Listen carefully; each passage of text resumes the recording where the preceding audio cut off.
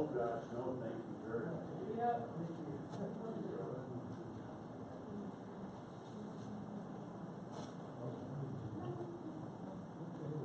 Sorry.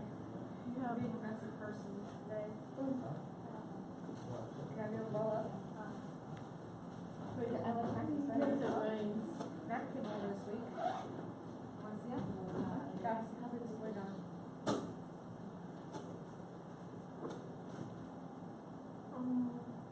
We went to the park yesterday. Can you see it? We Yeah. were playing in the sandbox. Look at that cute Yes, face. sir. How could you not love that little face? Oh. Look at the one back out Yeah. there.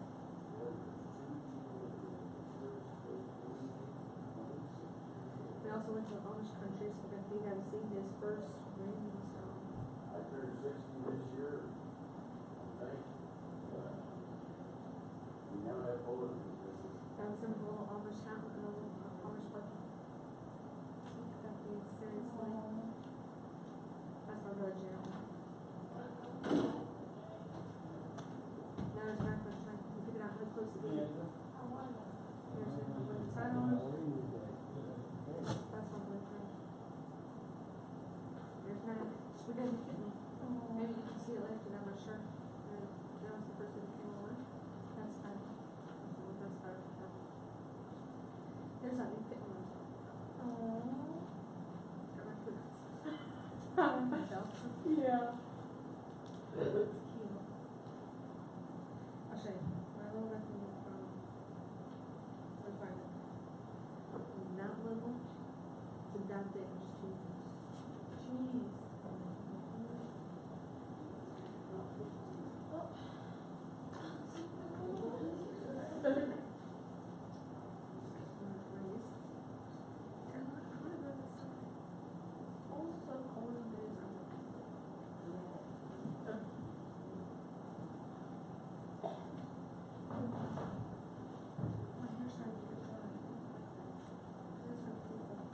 Oh no.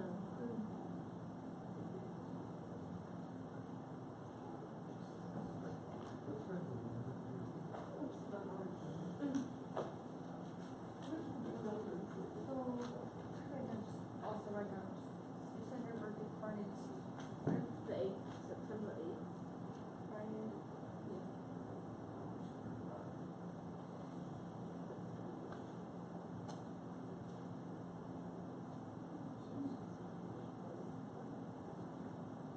At your house? Yeah. At 14 or 9? Yeah. The last piece starts this week too.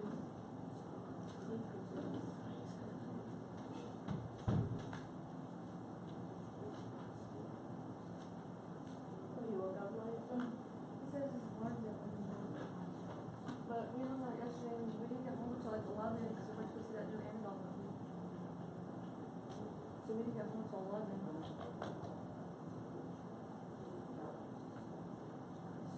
Probably a little tired. But at least he was nice enough to finish it.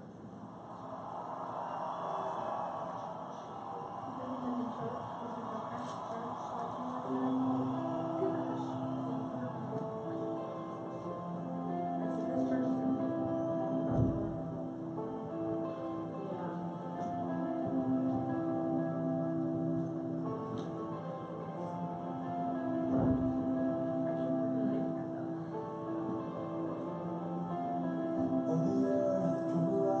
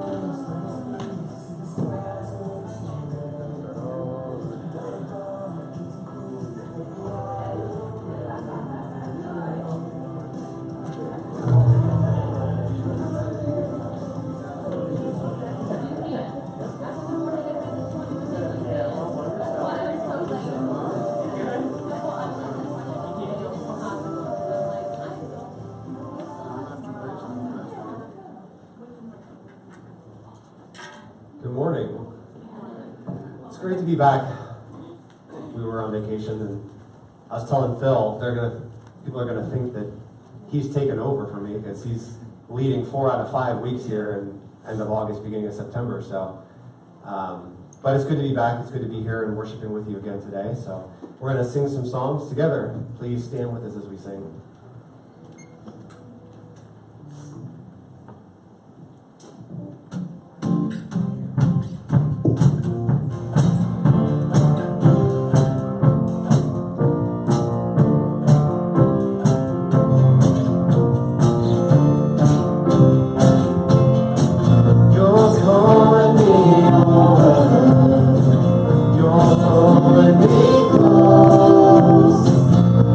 Love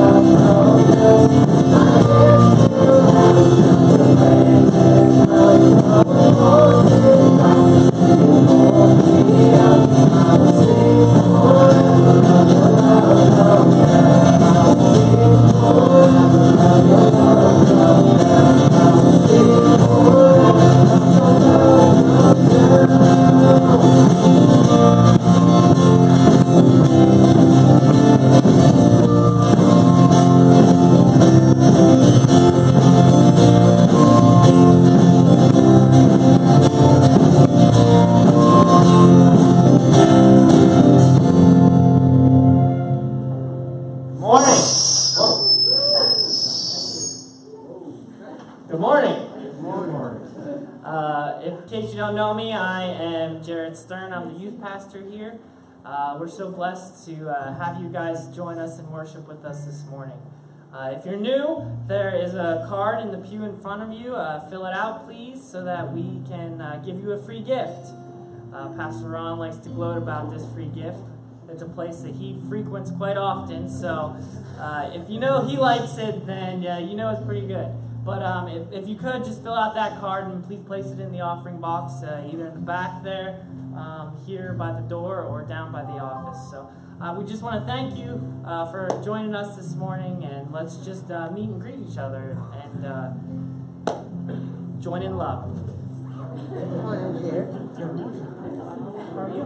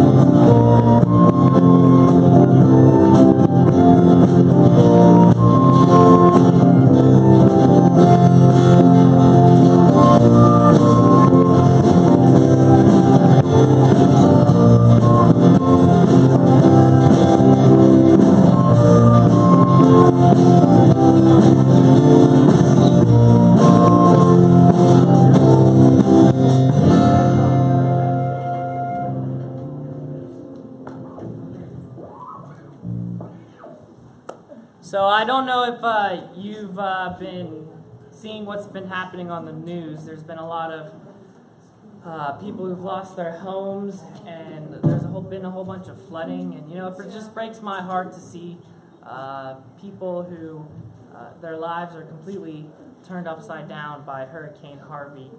This past week, President Trump declared today to be a day of prayer. So this morning we just want to take some time, and I just want you to pray as you feel led for the victims of Hurricane Harvey and just all that's happening down there. But it's been encouraging also to see people willing to go down and help the victims of this tragedy. So let's just take some time to pray this morning.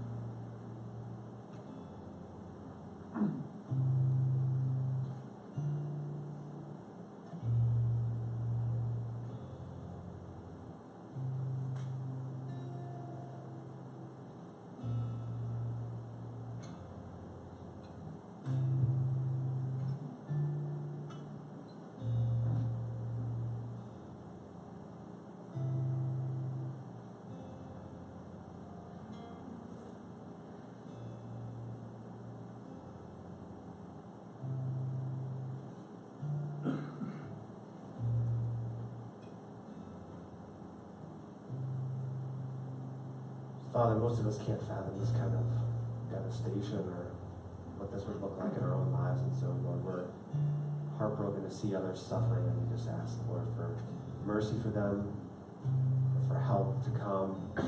We know that there are lots of people who are reaching out to provide help, to provide funds for help. We just pray that that would make it to the right people, people who can really give hope to the community in Houston. Well, but beyond all of that, we really just want to see your spirit moving and have an impact in lives there as a result of this, Lord. Things like this have a tendency to drive us to you, and so we ask, Lord, for those in Houston, that you would just bring them closer to you, Lord. Provide words from friends and from relatives who can speak truth into their lives.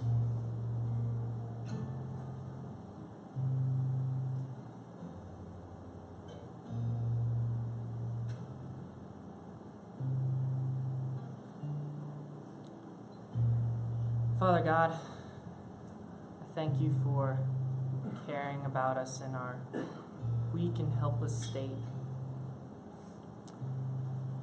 God, I lift up all the people who are being affected by the flooding and everything that's going on. I just pray, God, that you will be with them, that you will comfort them. Help them to depend on you for their strength, to run to you as a place of refuge. God, I lift you high this morning because you're so much greater and so much bigger than our problems, and yet you still choose to care about us. You still choose to intervene when things need to be intervened. I just pray, God, that you will be revealed through this. Please show us who you are. Please comfort those who are affected by this. Please, God, I call out to you during this time of trouble, because you're the only one that can. You're the only one that we. I ask, God, that this morning our hearts are right as we come to you in worship, that we seek after you. I pray, God, that you open up our hearts to the message this morning, and that that you are glorified. Please give the words to speak. Give me the words to speak. I pray, God, that you are in this place. Thank you for everything that you've done and everything that you're doing. In your holy name, amen.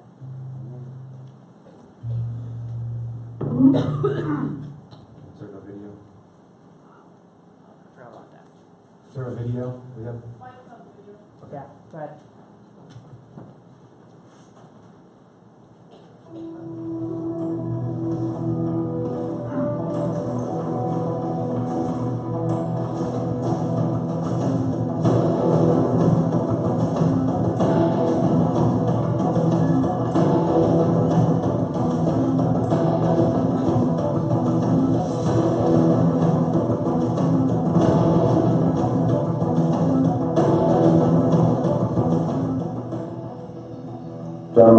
you've heard quite a bit about Fight Club by now. I wonder, what do you think about when you hear Fight Club?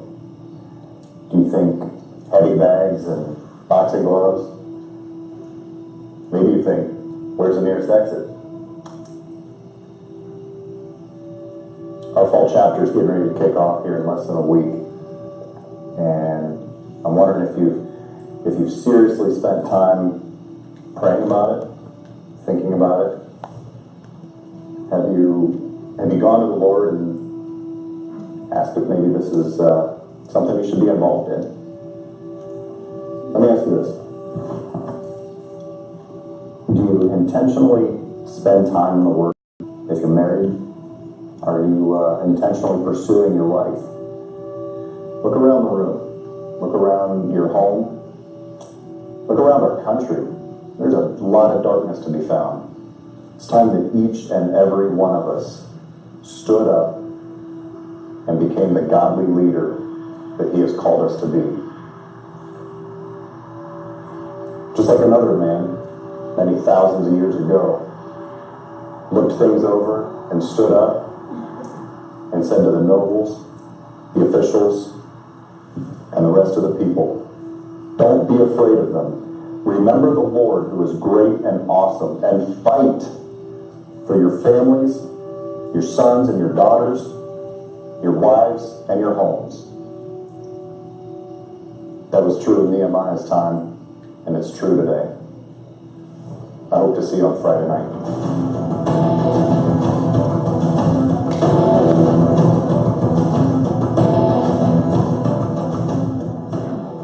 So kickoff is this Friday night at midnight down in Brandon's house. If you want to go, men, let me know and I will get you the address. Hope to see you all there.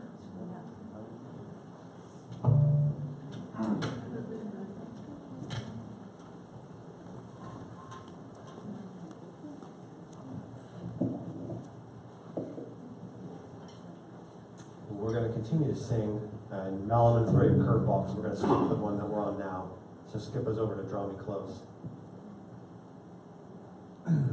Please stand with us as we continue to sing.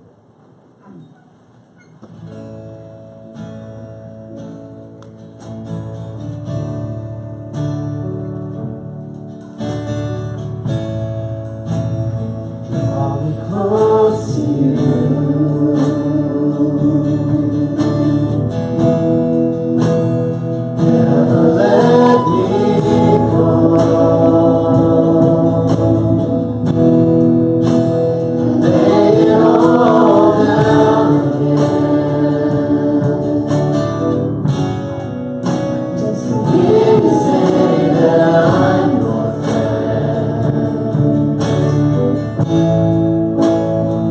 You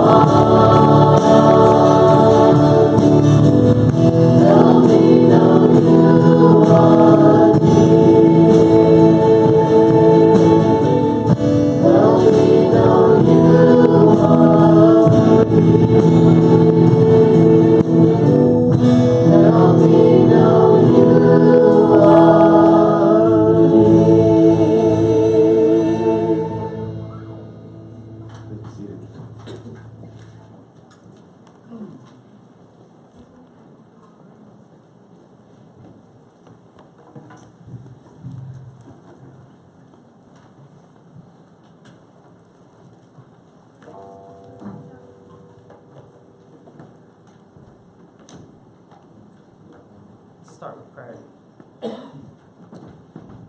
Dear God, I thank you that we can come here and worship you freely. I thank you, God, that we can talk about your word openly. I pray, God, that you are here in this place. Help us to hear your Spirit speak to us. Please show us who you are. Thank you for loving us despite our failures. I thank you for caring about us in our greatest times of need, and I just pray that you hear our call this morning. Please teach us to be still, even when the world's falling down around us. Thank you for who you are. Amen. So, I'm excited to be up here and talking to you guys this morning. This is my first time, so please give me some grace. But I was just thinking back the other day. Janae and I have been here for almost a year. And boy, has that year flown by. We are so blessed to be able to call Woodville our home. There's so many awesome things that have happened. We're able to experience the birth of our second born, Uriah, who's doing healthy and he's doing awesome. It's been cool because we've been able to, God's provided a way for us to be able to buy a house around here within a mile of the church, which is totally blows my mind of what God has done this past year. But it hasn't all been easy. There's been times where we were just clueless as to what he wanted us to do. Leading up to this point, we didn't know what life was going to look like here at Woodville. And so it was a scary situation for us. And then we got here and we started experiencing tough times with our family. My grandmother had congestive heart failure. There was health issues with Janae's dad. His shoulder, he had surgery on his shoulder. Even more recent, we got the call July 4th that he had fallen out of their second-story window because he had been sleepwalking. How that happens, don't ask me. But it was a shock to us. And during those times, we struggle with trusting that God has everything under control. It hasn't been easy. Right before I came here, even, my cousin was blessed with their firstborn. They were about to take him home when the nurse noticed that his oxygen levels were just a little bit off. So before they sent him home, she wanted to run some tests and make sure everything was okay.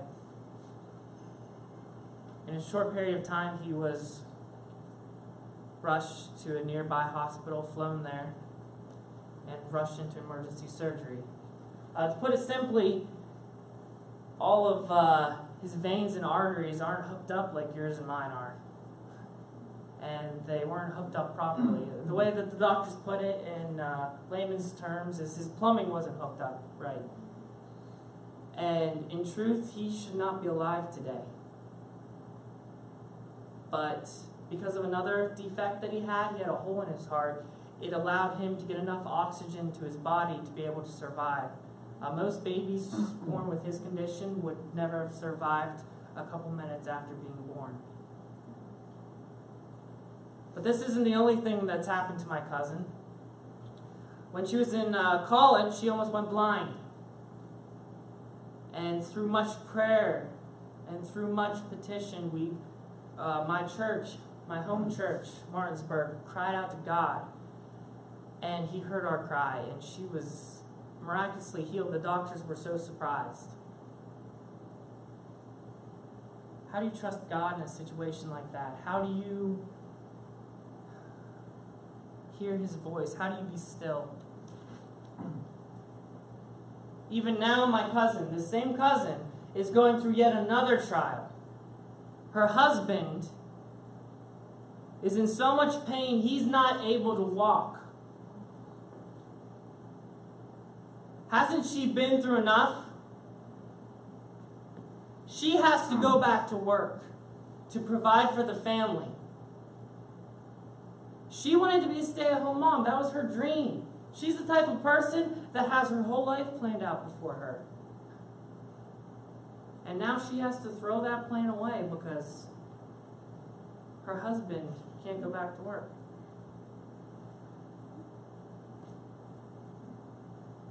I don't know about you, but if something like that was happening to me, I wouldn't be able to sit back in an easy chair and be still. I wouldn't be able to relax in that situation. But God still tells us to stop. He still tells us to be still.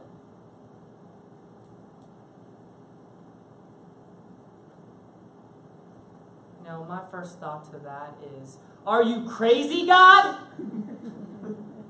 How can I be still in a situation like this? How can I be still when my whole world around me is falling apart? It doesn't look like there's a way out of this. From where I'm standing, it's not possible.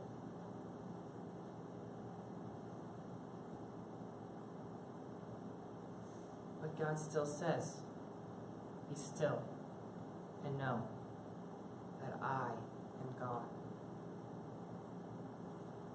Last year, right before I was about to come here, I had trouble being still, knowing what it would look like. You know, the wheels kept turning in my head when I would go to bed at night, you know, wondering what would happen once we touched down in Mansfield, Ohio. Be still. But God, I can't be still. I just don't understand what's happening. This is just too much. There's too much going on.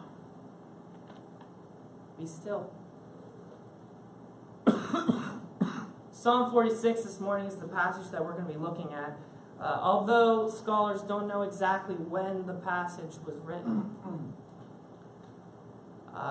there's good indication that it was written after a time of great deliverance. A time when Israel had been saved from ultimate doom. A lot of scholars think that it happened, that the event that inspired this passage was that in the time of King Hezekiah. And if you'll open up your Bibles, we're going to start there to Isaiah 37. But I'm going to give you a little background as you're opening up your Bibles. Isaiah 37. At this point, Sennacherib was king of Assyria. Assyria was the top dog of that time. He was the nation that was the most powerful. Nothing could stand in the way of Assyria. They were invading the nation of Judah. At this point, Israel had split into two nations. If you remember, there was Israel, which was the upper half, and then there was Judah, which was down below. Judah's capital city was Jerusalem, and Hezekiah was king of Jerusalem. Hezekiah had decided not to pay tribute to Assyria anymore. And this was a grave decision. Up to this point, when his father had been co-regent with him, they had continued paying tribute, but as soon as his father had died and Hezekiah was the sole king, that's when he stopped paying tribute. And because of that, Sennacherib wanted to make an example of Hezekiah, of Judah. And so he came up against them. And they started attacking cities in Judah. They attacked again and again and again. Over 40 fortified cities they had taken up to this point. That's a lot of cities. I think I read somewhere it was 46. It's a lot of cities. And now they were up against Jerusalem. They were at the gates. And they taunted Israel. They said, your God hasn't saved those other 40 cities. He hasn't cared about them, so he must not be as great as you say that he is. He's not the God who's in control of the universe. Our gods are better. And they would taunt in the Hebrew language so that all the people heard. And I'm sure that there were people who were discouraged. Those other 46 cities. So right after the taunting is where we're going to pick up. Isaiah 37, verse 1.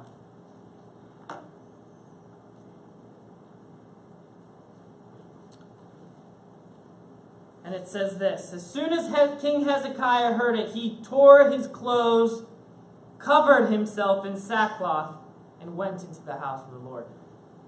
How many? It's not always my. But much pain. We're out of strength. We can't go on any farther.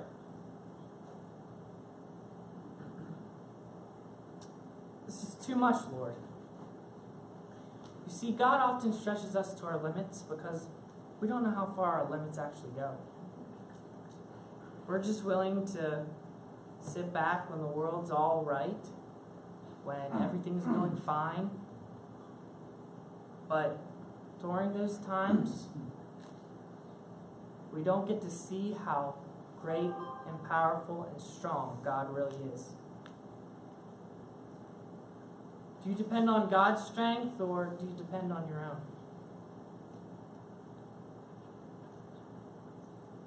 Go to verse 6 through 10. Behold, this is Isaiah's response from God to Hezekiah. Behold, I will put a spirit in him. This is Sennacherib. So that he will hear a rumor and return to his own land. And I will make him fall by the sword in his own land. The Rabshakeh, which is the title of the general of their army, returned and found the king of Assyria fighting against Libnah, for he had heard that the king had left Lachish. Isaiah said to them,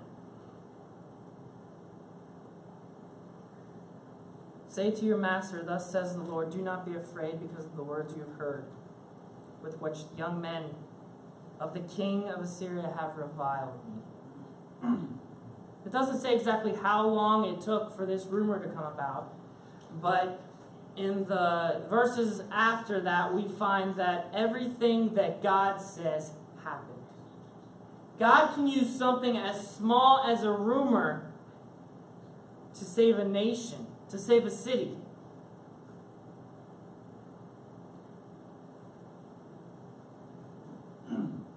I don't know if this is the actual event that led up to the inspiration of Psalm 46, but it's a good start to getting us in the thought process of what Psalm 46 really means. Even if you aren't going through a hard time right now, this is a message that you need to hear. Because, let's face it, life isn't always easy. You're not promised an easy life. We all go through hard times. May not be right now, but it's going to be eventually. They're going to come again. And I'm not trying to be pessimistic or anything, but what I am trying to say is, are you depending on God during those times? And how do you depend on God? How do you be still? How do you know that He's God? Psalm 46 is broken up into 3 parts: catastrophe, deliverance, and then a reminder of previous times God had delivered them. So now let's open up our Bibles and go to our main passage this morning of Psalm 46.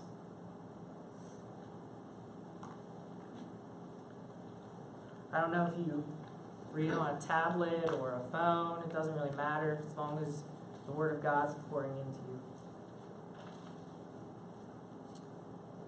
And it says this: God is our refuge and our strength, a very present help in time of trouble. Therefore we will not fear, though the earth gives way, though the mountains be moved into the heart of the sea, though its waters roar and foam, though the mountains tremble at its swelling.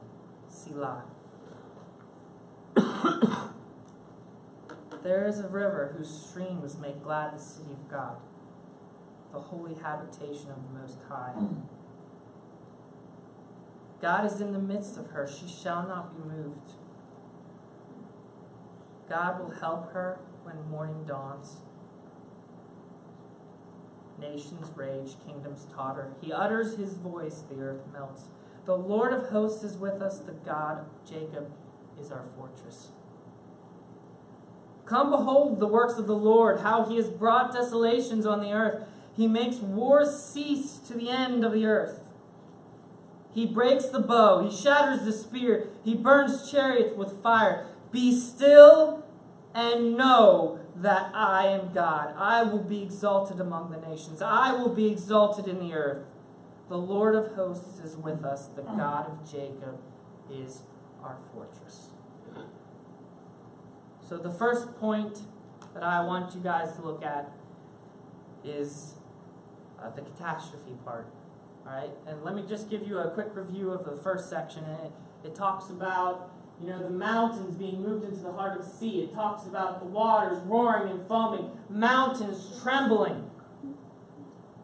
This is some crazy stuff. So we're talking about ultimate world catastrophe. We're talking about the end of the world stuff. I have an outline laid out for you if you want to follow along in your bulletin. Ultimate world catastrophe. The first verse says this: God is our refuge and strength, a very present help in time of trouble. Verse 7 and 11 also echo this. They basically point to God as being a refuge, to being a shelter. And that's what he is to us. But he's not the kind of shelter that breaks under the storm. He's not a tiny house that a tornado or a hurricane could easily pick up. We're talking about a fortress, a refuge, a place of safety. This is a place that we can go whenever we're struggling, whenever we're having those hard times. And we can be safe within the walls of the fortress of our God. One of the methods I was taught whenever I was taking an English class was that you want to repeat the same thoughts from the beginning of your paper all the way down at the end in your conclusion. And this passage does that beautifully. It rewords the first verse, but it's still the same idea. Whenever something's repeated in a passage, that's something you need to keep your eye on. That's something that we need to know that is important. Otherwise, it wouldn't have been repeated. It's something we need to remember. We are a people who forgets very easily. I speak from experience. Just ask my wife. I forget a lot.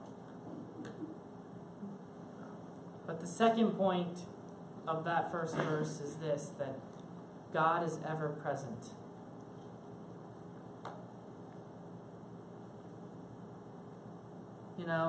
Whenever we're going through hard times,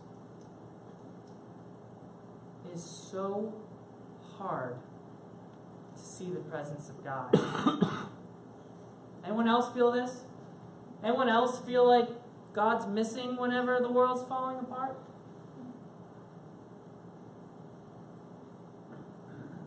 That's why it's the second part of the verse. God is ever present in our time of need.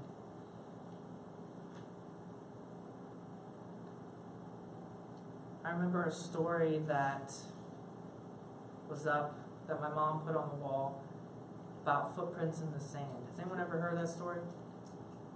I love that story. It talks about how someone's walking along the beach with Jesus by their side, and scenes of their life are flashing by. This is after this person's died. And during the hard times, he only saw one set of footprints.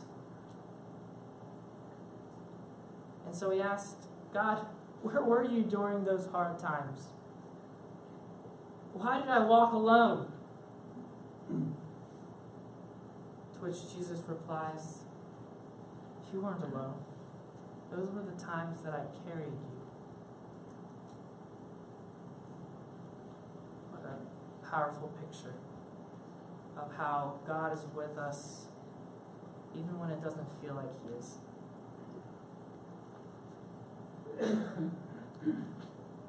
So this passage tells us He's been there all along.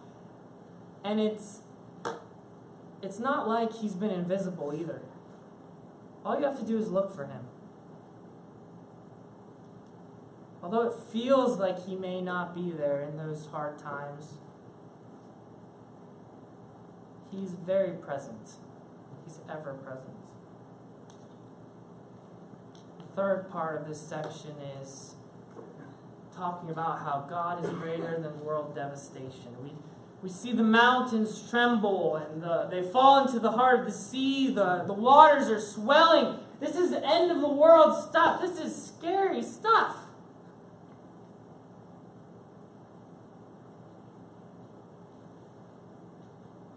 The world as we know it, gone.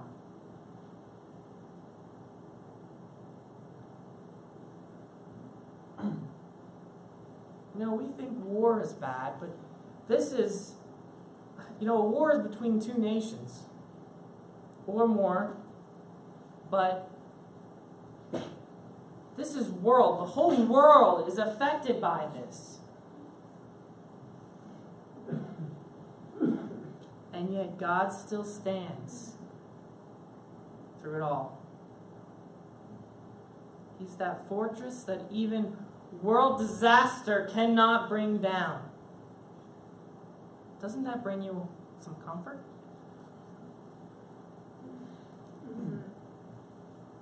I recently saw on Facebook a video about this type of building, and it was either Asia or Nepal. I don't exactly remember which, but it was basically 6 pillars and then a roof on tops, and none of the wood, was nailed to any of the other.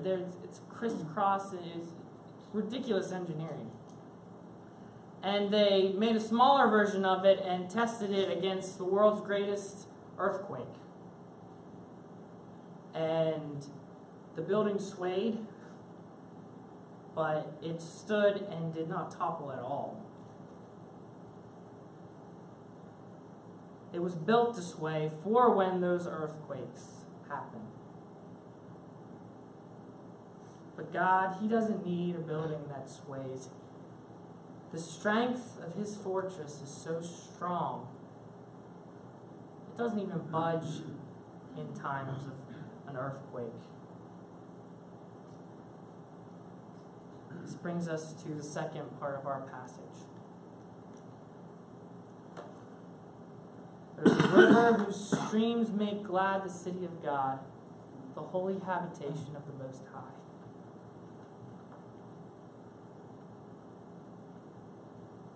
This part is about the peaceful refreshment of Jerusalem.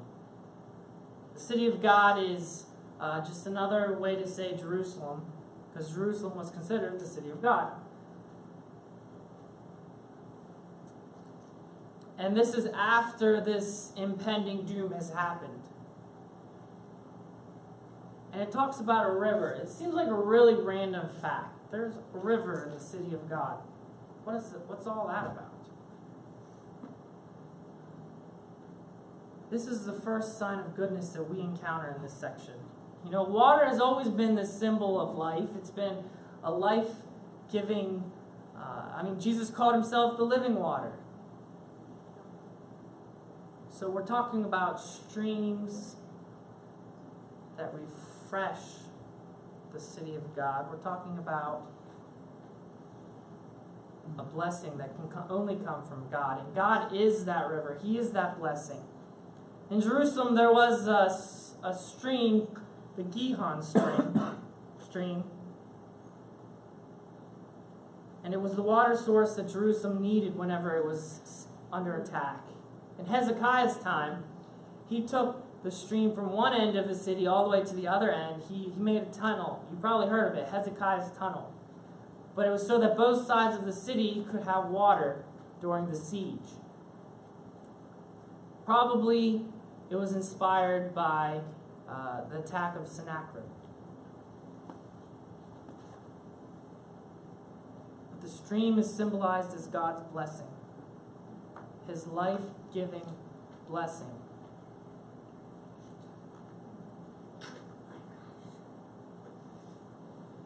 God is within the city. That's the second point of this section. It talks about how God is in the midst of the city, how He's there. A couple weeks ago, I was able to get away. I was able to go to the beach. And let's see if this does it. And here's a picture of Noah enjoying the water. I love this kid. He cracks me up so much. But when we first went to the beach, he was a little leery of the water. He hates the beach because of the sand. He doesn't like to get messy. As if you've ever been to the beach, you know it's very messy. But so we mostly hung out at the pool, and we were able to see Noah enjoy the water more and more.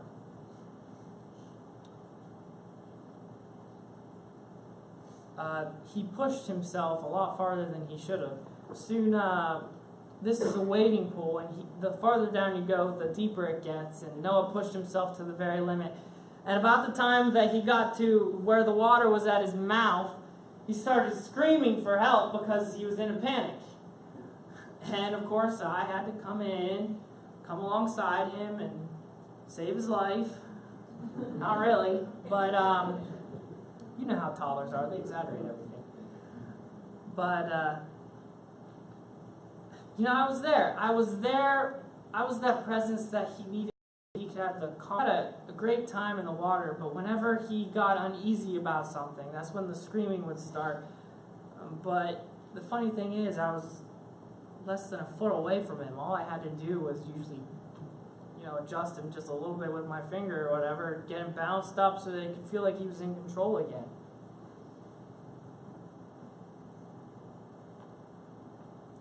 But,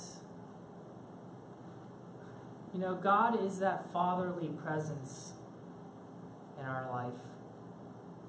He's the security that we need whenever something scary happens to us, whenever the world falls apart. A lot of times we try to do it on our own. We try to say, "No, God, I don't need you. I can get out of my own mess." Yeah, okay, you try that. "No, God, I got this. I can get myself out of this mess." Be still. We need God.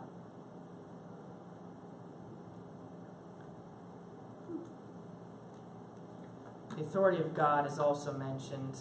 Talks about the nations. Talks about how the nations rage and kingdoms totter. He utters his voice, the earth melts. The earth melts. What a picture. Psalm 91 says, his lightnings light up the world, the earth sees and trembles, the mountains melt like wax before the Lord. Before the Lord of all the earth. Melt like wax. Have you ever seen wax melt? What a picture that is. God's presence has enough power to make mountains melt. The earth melts.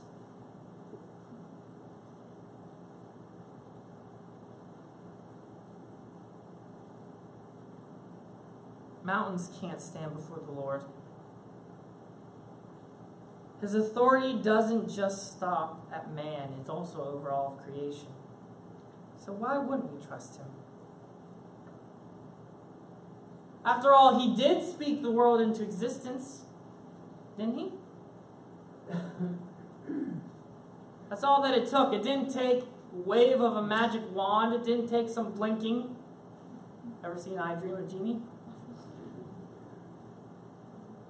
God didn't have to do that. All he had to do was speak and it happened. That's the pure power of God there. His voice should make us tremble.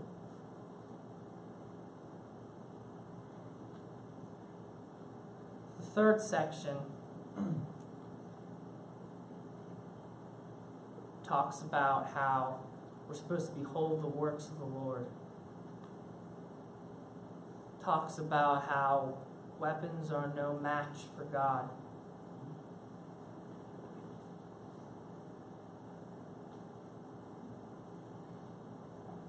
He's our fortress. He's with us. So the third section talks about God's history, the history of God's deliverance. It says, "Come see what God has done."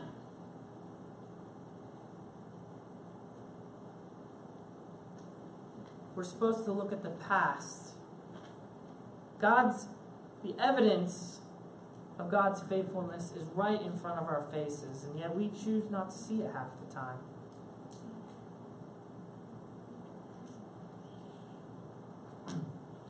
And if you don't see God's faithfulness in your past, maybe you're not looking hard enough.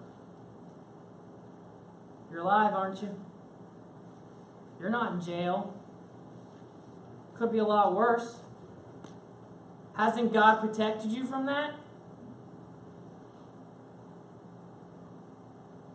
Some people like to wallow in their circumstances, thinking it's the end of the world. But that is doubting God's providence and not opening up yourself to something greater. See, God has a plan to use whatever you're going through for his glory.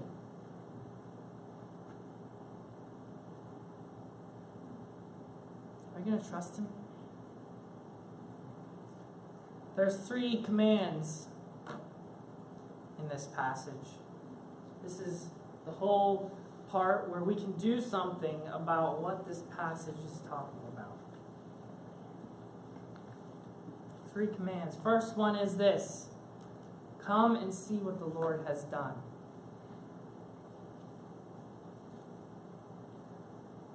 You can look at your past and see God's presence. You can look at the Bible, how God saved Israel multiple times. Judges is a great place to start if you want to look to see God's deliverance. God used the judges so many times, so many ways. The judges didn't always do things right. God still chose to use them, and he delivered them from their circumstances. Often, Israel would barely need to lift a finger, and God would save them from their ultimate destruction.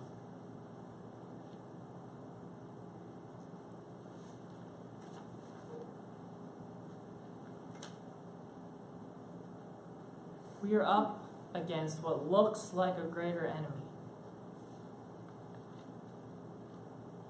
But when God is for us, who can be against us? Napoleon once said that God was on the side of the heaviest artillery. At Waterloo, he was proved to be quite wrong. The English had 160 guns versus the French's 260. See how that worked out for him. Verse 9 says, he breaks the bow and shatters the spear. Today that might be translated into our modern day weapons. He breaks the gun, destroys the nuke. You know, those are things that make us feel safe, but they're nothing before God. We're not going to be safe. You know, those things, they can backfire, things can go wrong with them. Only God is where our true security should be.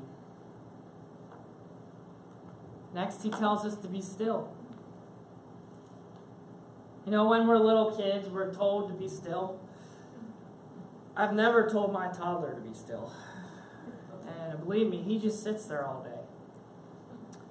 If you know a toddler, you know that's not true. He runs around like a maniac out of control, and then he doesn't stop until he hits the pillow at night.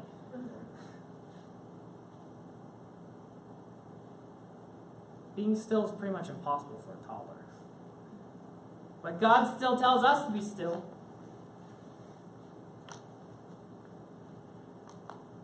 It's the exact opposite what we want to do whenever hard times come upon us. Because we want to control this situation. We want to be able to go out and do something about it.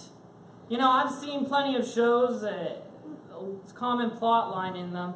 Whenever one of the main characters gets hurt, the other cast wants to do something about it. They want to go out and save them. They want to go out and look. God says, be still. You can't control the situation. You have no power. You want to feel like you had a part to play in it, though. Just let go of the control, of the worry. God is bigger than all that. And we've seen that. We've seen how God's going to stand through the end of the world. He's going to survive through it all. One of Satan's biggest lies is that we can control the situation. The only thing you can control is yourself. Your actions, your thoughts. You can influence situations. You can influence people by your actions, but you can't control them. Only God is in complete control.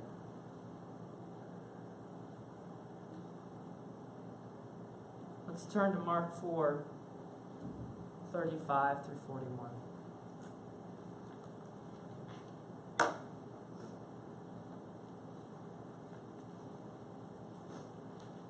This is the story of Jesus and his disciples.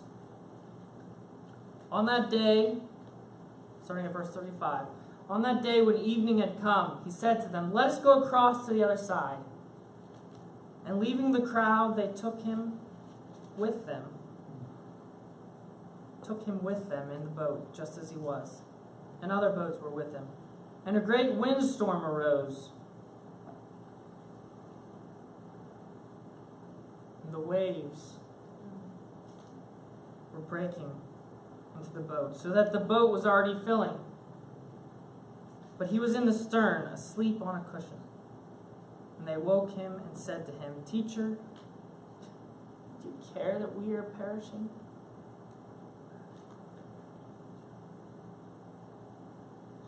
He said to them, "Why are you so afraid? Have you no faith?" Oops, I jumped over. First he awoke, he rebuked the wind and said to the sea, "Peace, be still." The wind ceased, and there was a great calm. And he said to them, "Why are you so afraid? Have you still no faith?" And they were filled with great fear and said to one another, "Who is this then, that even the wind and the sea obey him?" Now these are disciples, men who had been with Jesus for months, probably a long period of time. They'd seen him do miraculous things. They'd seen him heal the sick, turn water into wine. Why was it so amazing when he calmed the storm?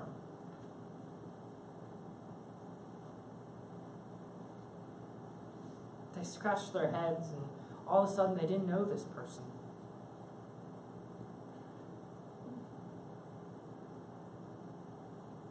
Maybe up to this point they hadn't seen him as God.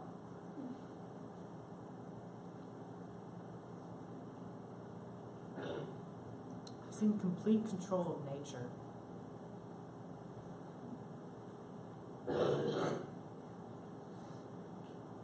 Who is this God who commands me to be still and know that He is the one true God? He commands us to have peace in the storm.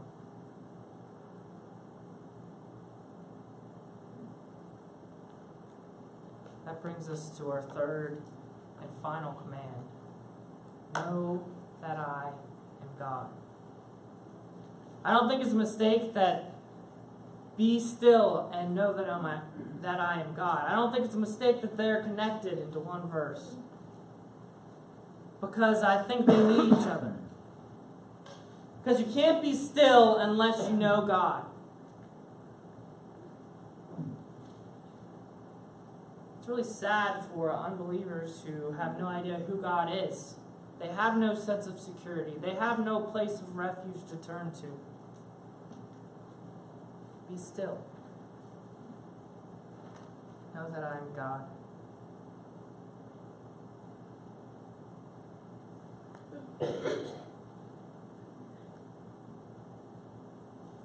Does he know what he's doing?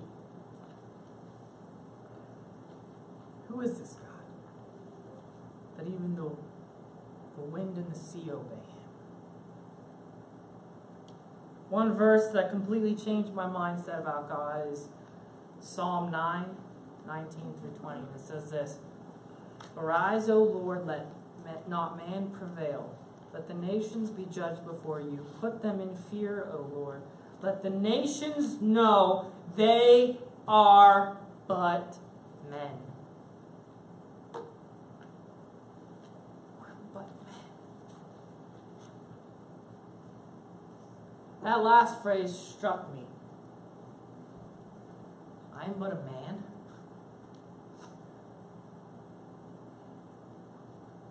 Compared to God, we are nothing.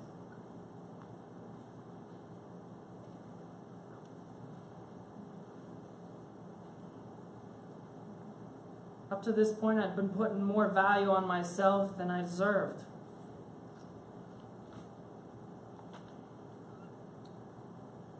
My place is not at the same level as God. It's at His feet.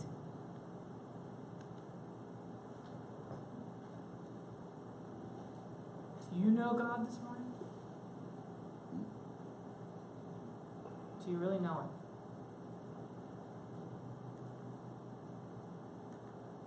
The Bible says, my king is the king of the Jews. He's the king of Israel. He's the king of righteousness. He's the king of the ages. He's the king of heaven. He's the king of glory. He's the king of kings. And he's the Lord of lords. That's my king. I wonder, do you know him? My king is a sovereign king. No means of measure can define his limitless love. He's enduringly strong. He's entirely sincere. He's eternally steadfast. He's immortally graceful. He's imperially powerful. He's impartially merciful. Do you know him? He's the greatest phenomenon that has ever crossed the horizon of this world. He's God's Son. He's a sinner's Savior. He's the centerpiece of civilization. He's unparalleled. He's unprecedented. He is the loftiest idea in literature. He's the highest personality in philosophy. He's the fundamental doctrine of true theology. He's the only one qualified to be an all-sufficient Savior. I wonder if you know him today. He supplies strength for the weak. He's available for the tempted and the tried. He sympathizes and he saves. He strengthens and sustains. He guards and he guides. He heals the sick. He cleanses the lepers. He forgives sinners. He discharges debtors. He delivers the captives. He defends the feeble. He blesses the young. He serves the unfortunate. He regards the aged. He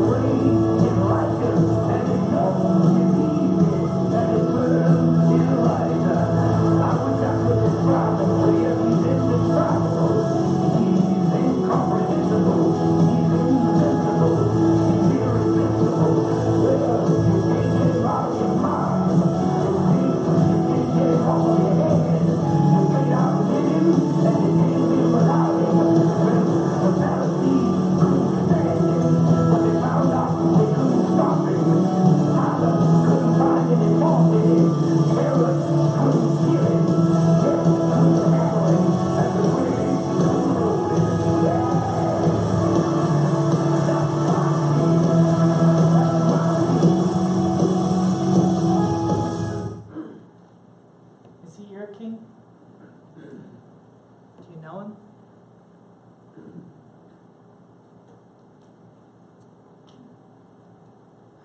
When we don't trust in God, it's like we're standing out in the rain.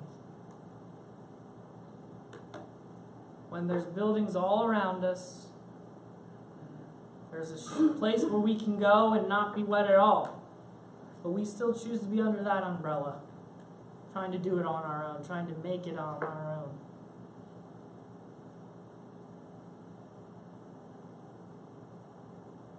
Are you still?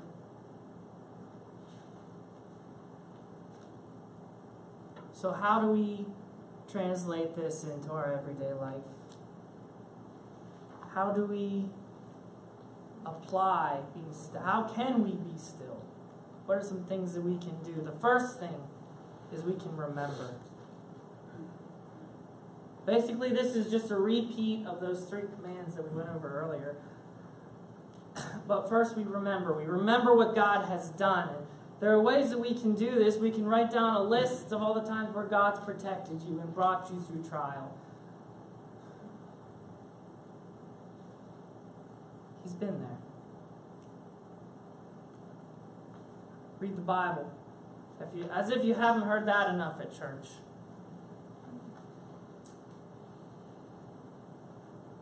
So many passages that are so comforting to us in a time like this. Third thing,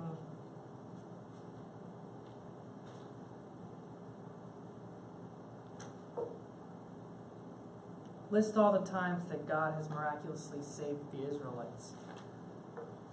And whenever you're going through trials, you can pull out these lists. You can write down your favorite passages. So many things that we can do whenever we're experiencing hardship. The next command, if you remember, was to be still or relax. One of the ways this word is translated is relax, be still, fall limp. How do we do that? Pray. Go to a quiet place to think. I had a favorite place that I would go to back home. Whenever I lived at home, there was a field that was really quiet, and I loved to go out there and just read the Bible and think. That's how we can relax. That's how we can just get away from the loudness of the world. Around here, you might go to Kingwood Center, or you might go to Mohican. There's so many places that you can go just to be quiet and think. Pray during those times. Listen for God. Make a playlist of songs that you can listen to when you face these trials. There's so many good songs out there. Again, Praise You in the Storm, Casting Crowns, It Is Well With My Soul. Jeremy Camp did an awesome version of that song. Everything Falls Apart by Steve Fee. Gather up a list of these songs that you can listen to whenever you struggle in these times. Music helps me relax and just break away.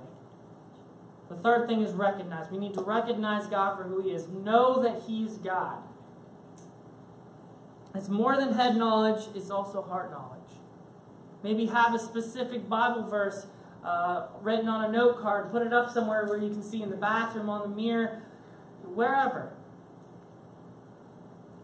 Maybe come to this psalm and recognize that He's God. Go to Psalm 8. Talks about God, how majestic is His name. Isaiah 40 talks about God being able to hold the waters in His hands. Or maybe another chapter that talks about God's greatness.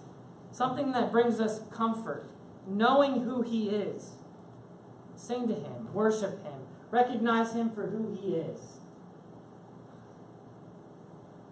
You know, you may not want to sing around people, but maybe you're in that quiet place, away from people, and that gives you the perfect opportunity to do that. So as the band comes, I'm going to ask you guys, what are you going to do when a trial comes? Maybe you're experiencing a trial. What are you going to do now? In the bulletin, I've left a section that says plan of action. And under it, I have a challenge for you. I want you to write down three things, maybe three of these things that I've suggested this morning. Write down three of these things that you're going to do whenever the next trial in your life comes.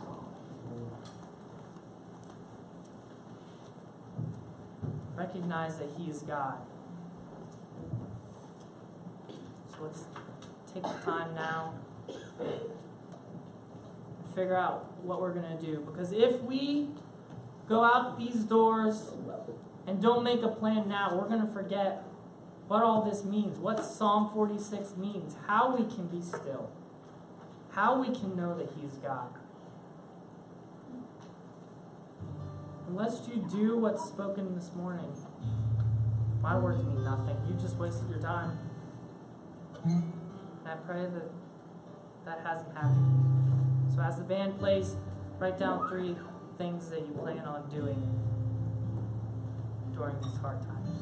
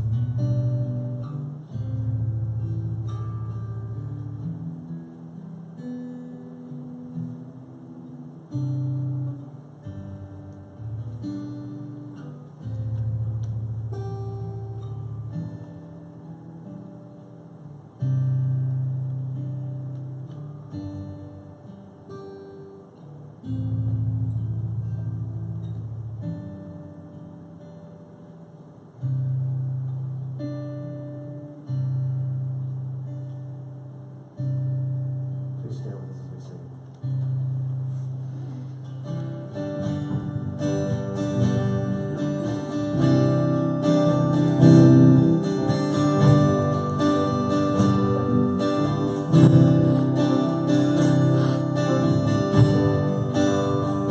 Are you hurting and broken within? Overwhelmed by the weight of your sin? Jesus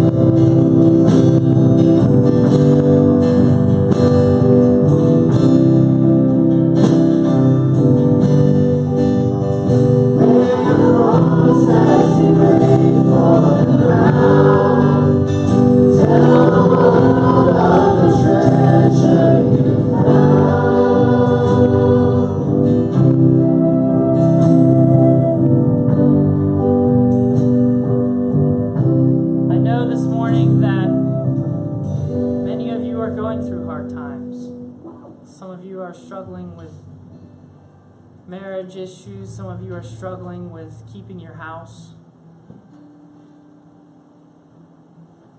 There's a lot of people in Texas who are struggling right now.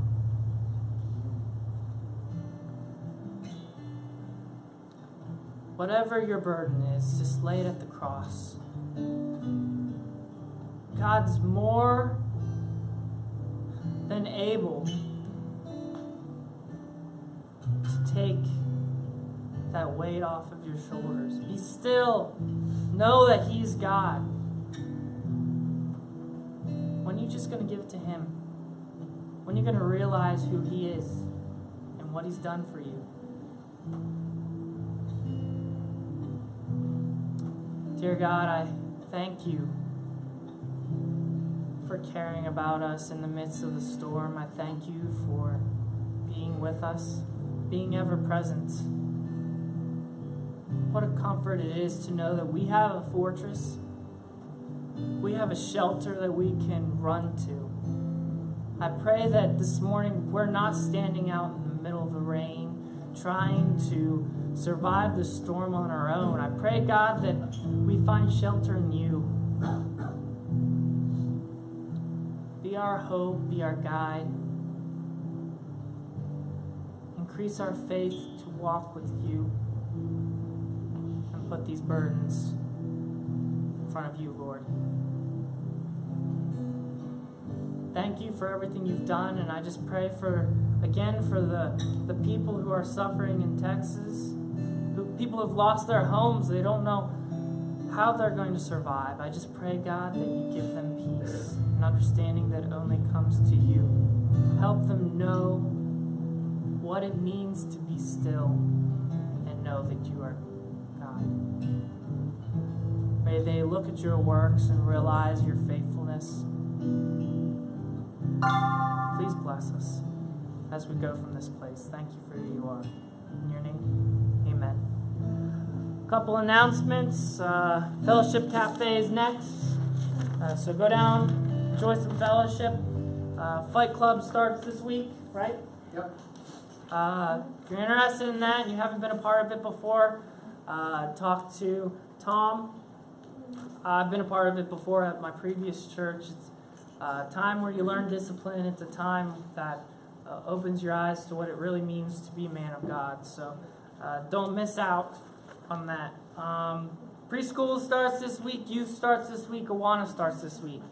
All on Wednesday. So lots happening. Please be praying as programs start kicking off. This is the last Sunday for ladies who are interested in participating in our progressive dinner. This is the last Sunday to set up. If you need a ride, don't let that be the hindrance. We will have cars available to carpool. So please join us. It's going to be a really good time, and the sign-up is on the grace table. Today's the last day to sign up. Is the office closed tomorrow? Yes, the office is closed tomorrow. So if you show up at the church, it's going to be locked. Don't even bother. So you guys are dismissed. Thanks.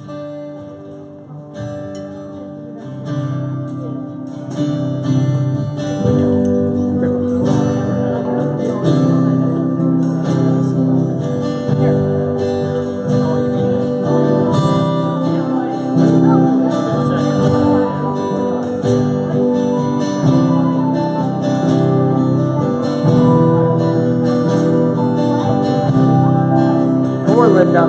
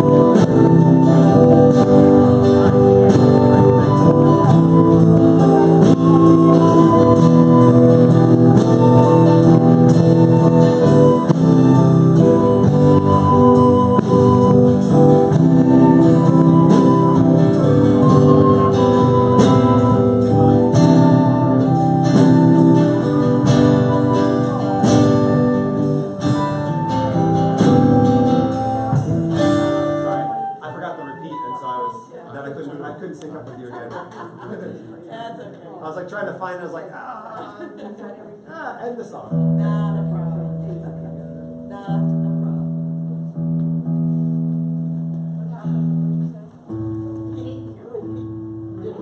You're in the hot seat next week, so, you want something in the middle? That's what I was gonna ask. Oh, no, Questions? I, Was it to do with the length? let me think about that. When do you do the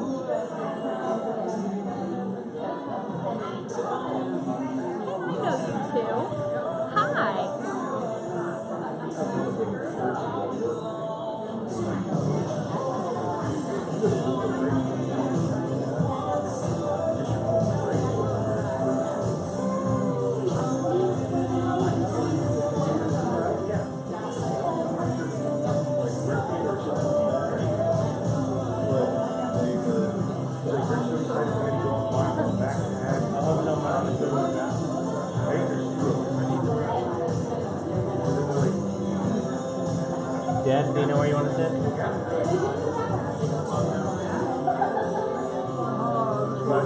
Very good, right here.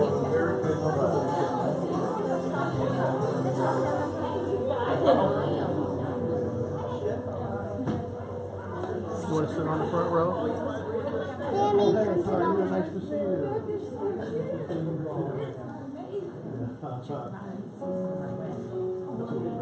Wait, Dada, where's Dada? See Dada.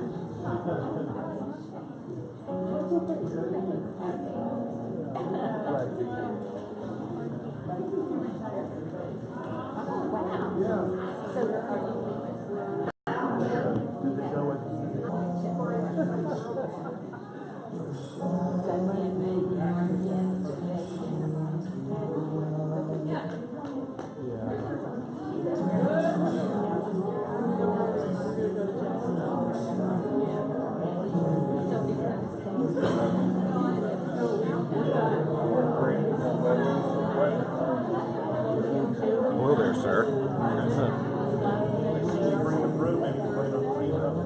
You see me sitting right?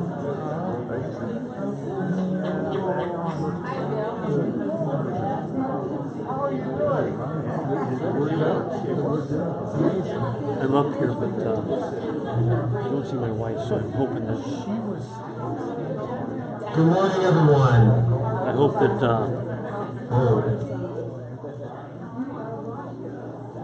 Is that Dean? Hey, Kevin.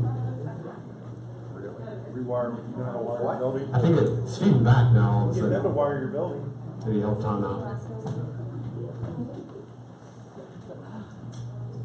We're gonna stall briefly while sound figures out why I'm suddenly much louder. And muffled.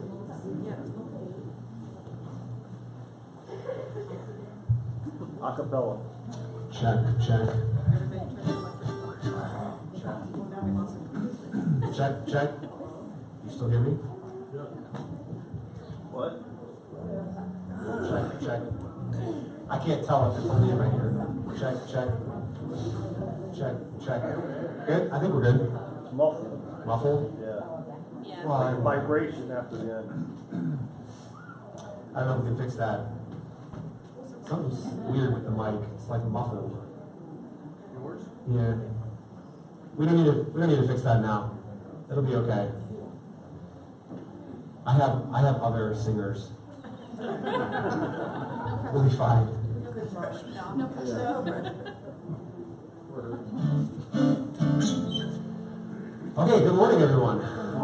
We're going to press on and just hope for the best. And, God is still here. God is in our midst now. And we approach the throne to sing and to worship. He's still worthy of our praise, and so we're going to give it to him. Please stand as we sing together.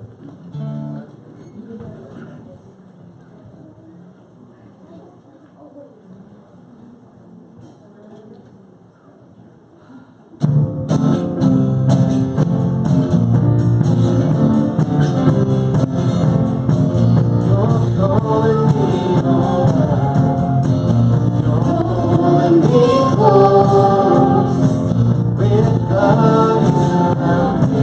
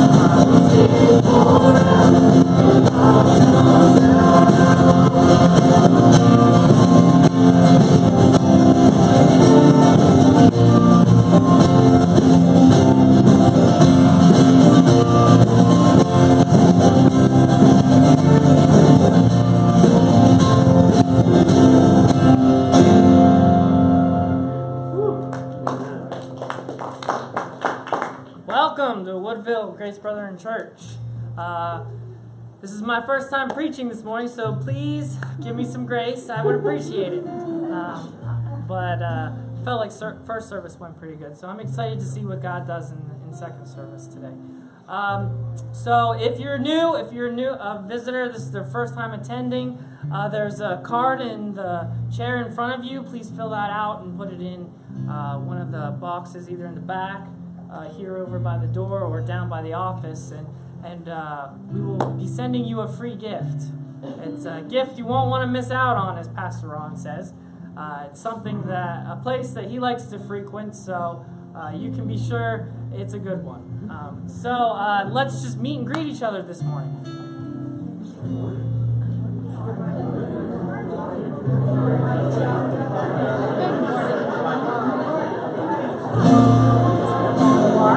I'm sorry.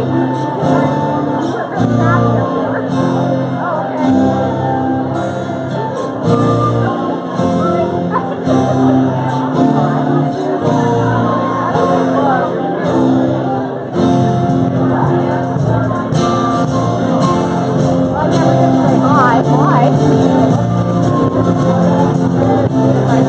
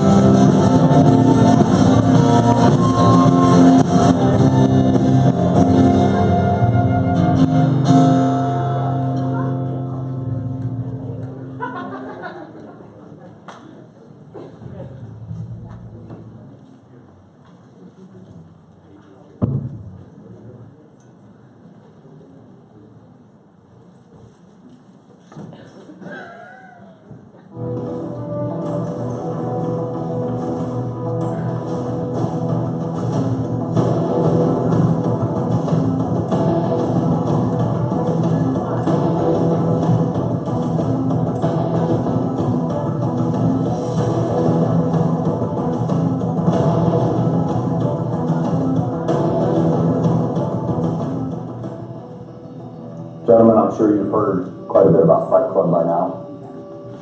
I wonder, what do you think about when you hear Fight Club? Do you think heavy bags and boxing gloves?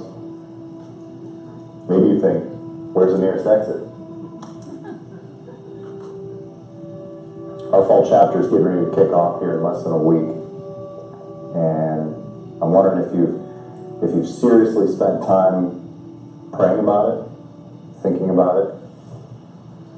Have you gone to the Lord and asked if maybe this is something you should be involved in? Let me ask you this. Do you intentionally spend time in the Word every day? Look around the room. Just like another man. No, yeah, just come ask us. Thanks. I bet Fight wants to be a godly, take some time to lots of people have lost their homes.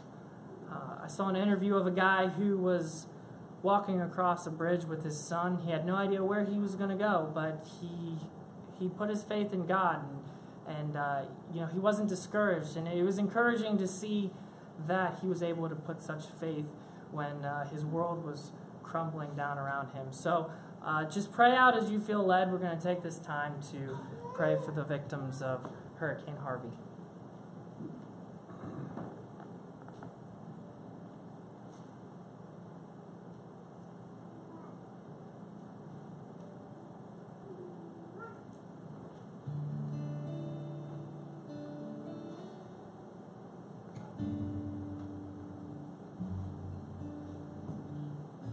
Heavenly Father, we thank you for this opportunity that is given to us after a week of watching so many things in Texas. There's so many different aspects. There's the terribleness of the event in itself, but your grace was shown again and again and again throughout the week. We thank you, Lord, for everyone that was willing to help in any way. What an overwhelming situation it was to see so many giving so much to help so many. We pray for those dear people that are this morning without a home, perhaps without clothing for more than a day or so, that rescue people maybe have taken care of that. Drinking water out of a bottle, not out of their own home. Thinking about what to eat on the different meals, maybe 2 meals a day instead of 3 or 4 like they would have at home. Living in a place with perhaps as many as 20,000 people in one building. We just can't come to grips with that. That would be unbelievable. But yet you have provided and provided and provided and provided. The country has come and met with your grace and has been the feet of Jesus, so to speak, this last week, many of them coming from all over. We thank you for each of those. We would ask, Lord, that the attitude that we see, the humbleness that we see, the willingness to help and to share, to give and to give and to give would not just be for this week. Our land is in a very dark time in our history, spiritually. The warfare is going on horrifically. We would just ask that this would brighten things in not only Houston, but all over our country. Help people come to the grips of doing right, giving up on evil, giving up on things that are wrong. Returning to the house of God, returning to God Himself in prayer. We thank you for a president and a country and an environment that we can come and have a day of prayer. We do lift up our United States under the whole. Our people has many, many needs. And then particularly all those that were so valiantly serving. Give them safety as they travel maybe back to their own areas or continue to serve and so forth there in the surrounding areas around Houston and in Louisiana. Just be with them, Lord. Help us to look and say, what can we do? We can certainly pray, we can certainly give, and above all, we thank you for this opportunity to see the potential that we have. We're trusting that prayer would bring more people into an experience of your grace, not only for food and for drink, but for accepting Jesus Christ as their Savior along the way. Thank you for people like Franklin, Graham that's there, and Mr. Jeffers that's there, other religious leaders that are helping out and giving credit to you for being able to help. Just be with the situation in Texas. We do pray. In Jesus' name.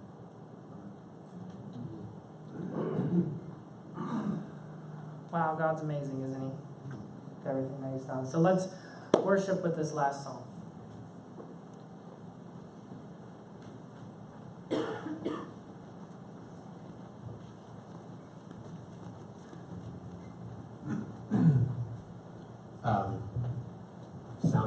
I have a song playing in my ear. It's a CD player. Shut it CD off. player. With that song in your ears, you know, Do a different song? yeah, that'd be really Can I do the same key? If you could do that, you would be amazing. Nothing's ever what you expect, but God's still in control. It's because Jim is teaching that class. Let's stand and we'll sing this song.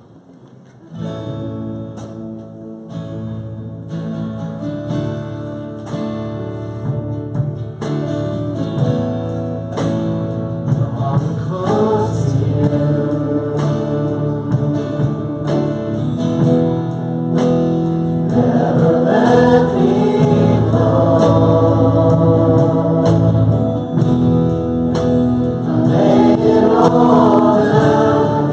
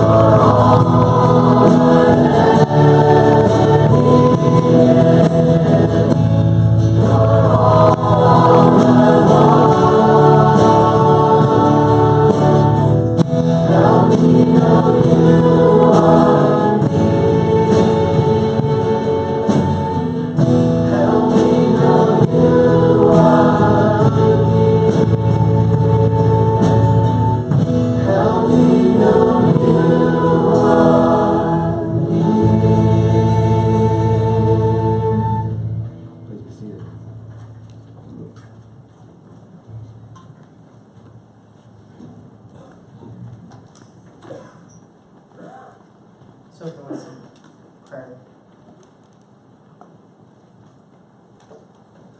Father God,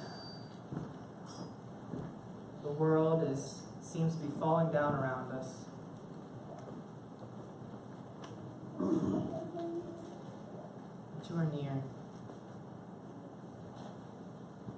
Thank you for caring about us in our greatest times of need.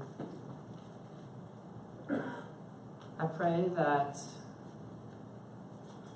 you speak to the hearts of everyone in this room. Pray that you give me the words to speak, to convey the message that you want conveyed this morning. Thank you for caring for us enough to be there whenever we experience hardship and trials. And I pray, God, that this morning that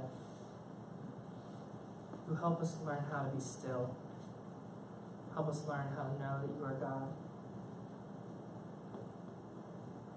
Thank you for everything that you are to us. In your name, amen.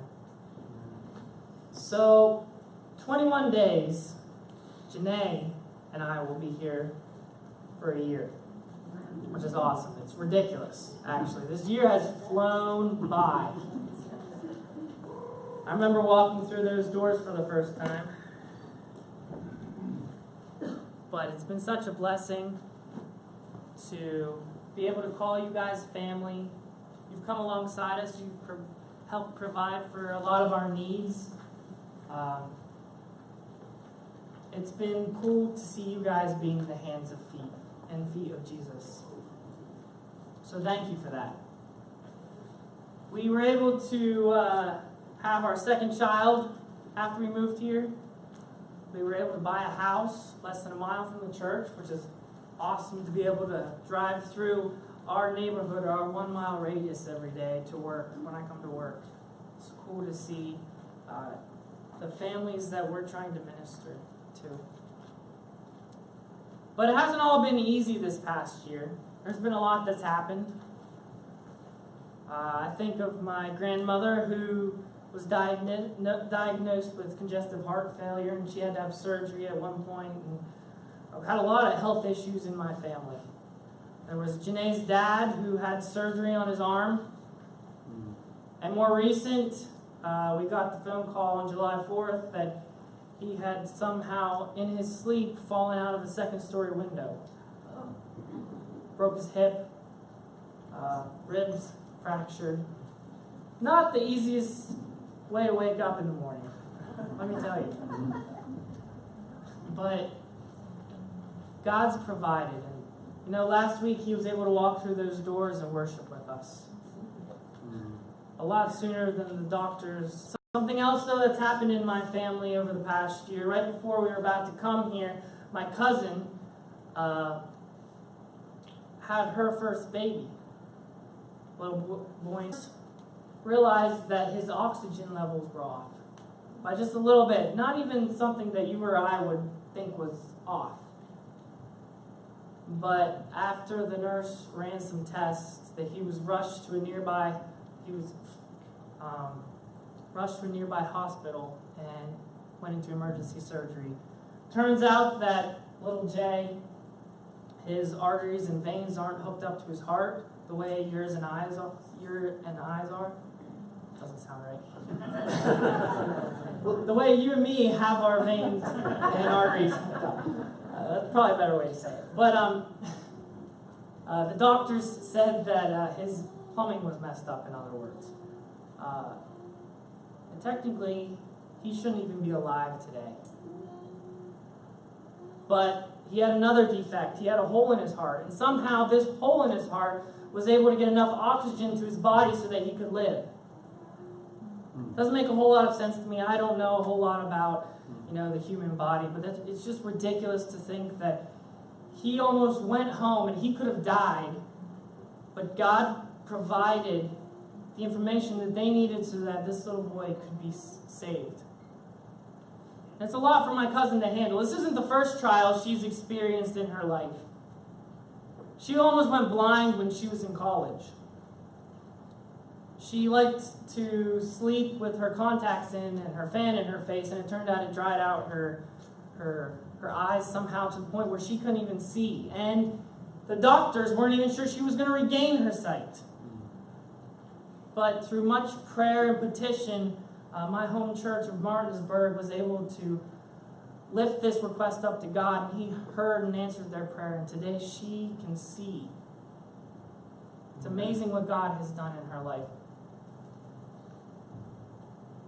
But over the past couple months, another thing has struck her family. Her husband is currently not able to walk because he's in so much pain. They've done a spinal tap. I haven't heard the results for it, but the short version of the story is this. She has to go back to work. She wanted to be a stay-at-home mom. She is the type of person that has her whole life planned out before her.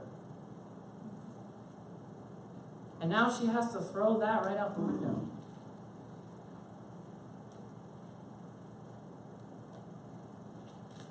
She has to go back to work. Do you think it's easy for her in this situation to be still? You know, I think she's experienced some major trials in her life. God has blessed me to the point where I don't have to say that my son is struggling with health issues. I don't have to say that, you know, I am not whole in some way, that I have all my limbs, I can see, I can walk. Why, God? Why me? But if I was in her shoes, I definitely would not be being still. Do you think she can sit in her easy chair and let it all go? I don't think so. I wouldn't be able to. My first thought in this situation, are you crazy, God? Tell me how that's possible to be still. Any of you, tell me. I wouldn't be able to be still. There's just too much going on, God. I can't handle it. What am I supposed to do? How can I be still? He still tells us to be still. When we were about to come here, I was really nervous. Jumping into a new situation. And I knew that God was bigger than my problems. I knew God was going to provide for our needs once we got here. I didn't know what it was going to look like, but the future is so uncertain and it makes us scared. And you go to bed at night and the wheels keep turning in your head and you're afraid and you don't know. Just be still. Be still and know that I am God. But God, you don't understand. There's just too much going on. Be still.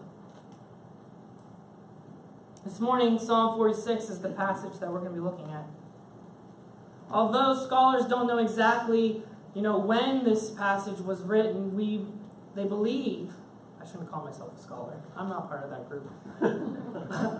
They believe that it happened after a time of great deliverance. A time when Israel was at an all-time low point, and God swooped in and saved the day. And if you look at the psalm, it's pretty obvious that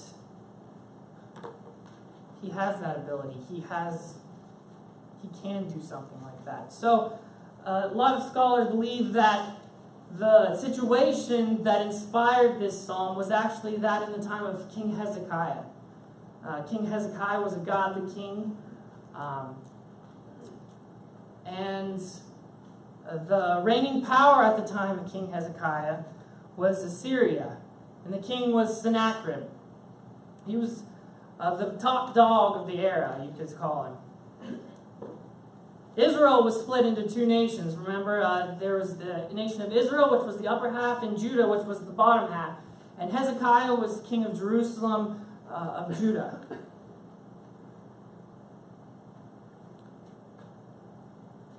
For a time, Hezekiah was co-regent with his dad.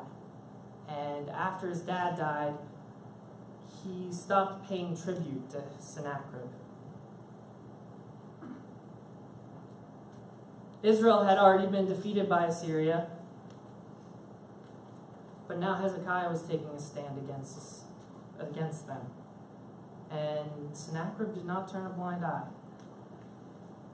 So he attacked Judah.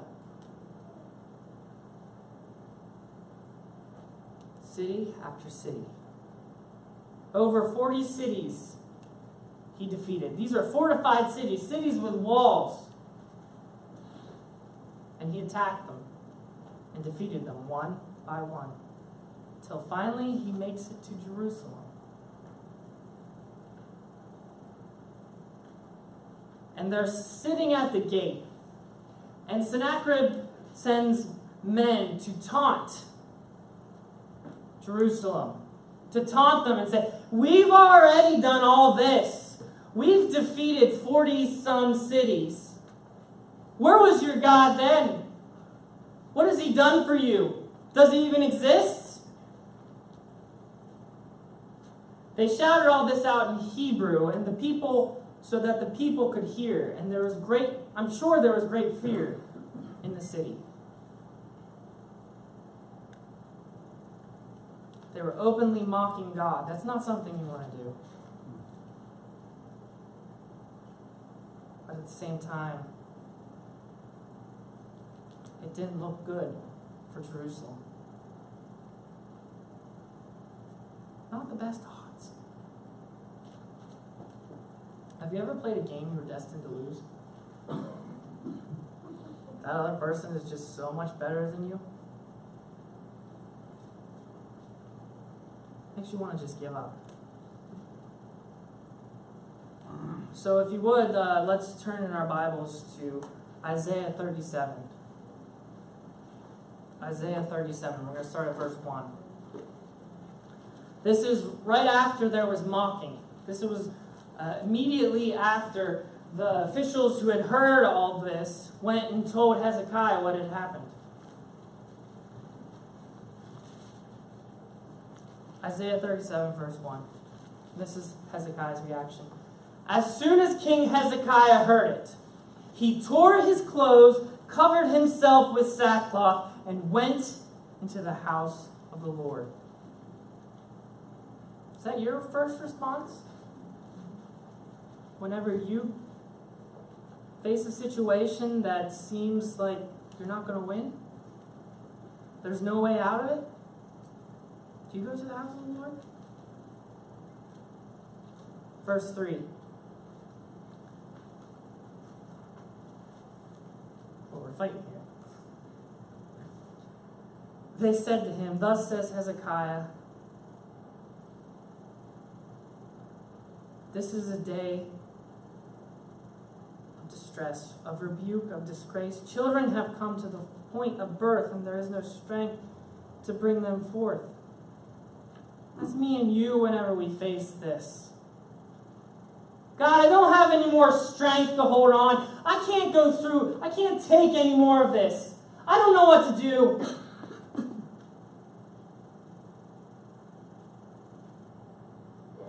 This is out of my hands. I can't control it.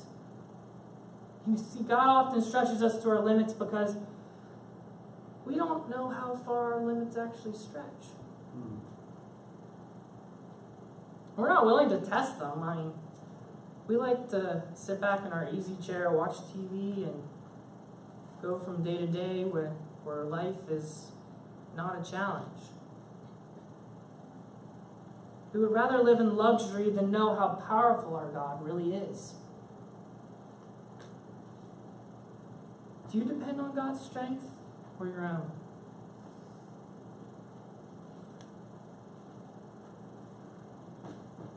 Verse 6 through 10. Behold, I will put a spirit in him. This is the Lord speaking through Isaiah to Hezekiah. Behold, I will put a spirit in him so that he shall hear a rumor and return to his own land. And I will make him fall by the sword in his own land. The Rabshakeh, that's the title of the army of the Assyrians, the general of the army of the Assyrians. He returned and found the king of Assyria fighting against Libnah. For he heard that the king had left Lachish. Isaiah said to them, "Say to your master, thus says the Lord, do not be afraid, because of the words that you have heard with which the young men of the king of Assyria have reviled me." It doesn't say how long it took. My guess is that could have been maybe a week, could have been a day. The point is, God did prevail. And one morning they woke up, and the Assyrians were gone. It happened just as God said it would. There was a rumor, and the king returned to his own land. In fact, the king died sometime later, worshiping in the temple of his God. He was killed by his own 2 sons. Now, God predicted that to a T. This event of deliverance is perfect to help us understand Psalm 46 this morning. Helps us put it into perspective, because God is so much greater than any pending tribulation that you have right now. It doesn't promise to be easy. So most likely you're going to be going through a hard time eventually. I'm not the bearer of doom here, I'm just stating a fact. The question is, how are you going to handle it when that time comes? How are you handling it now if it's happening now? This passage has one of the most quoted verses in it, and in fact I've mentioned it a few times already. Be still and know that I am God. But there's so much more to this psalm than just that verse. Because in Psalm 46 it tells us why we need to be still. It's broken up into 3 parts. First part's about catastrophe. Second part about deliverance. And the third part is a reminder to look to previous times of deliverance. So let's open up our Bibles now and go to our main passage of Psalm 46.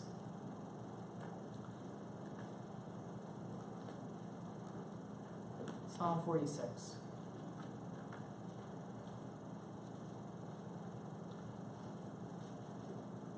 God is our refuge and our strength, a very present help in trouble.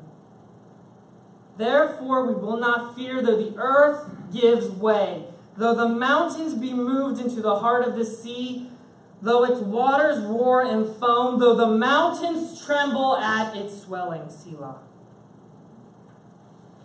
There is a river whose streams make glad the city of God, the holy habitation of the Most High. God is in the midst of her.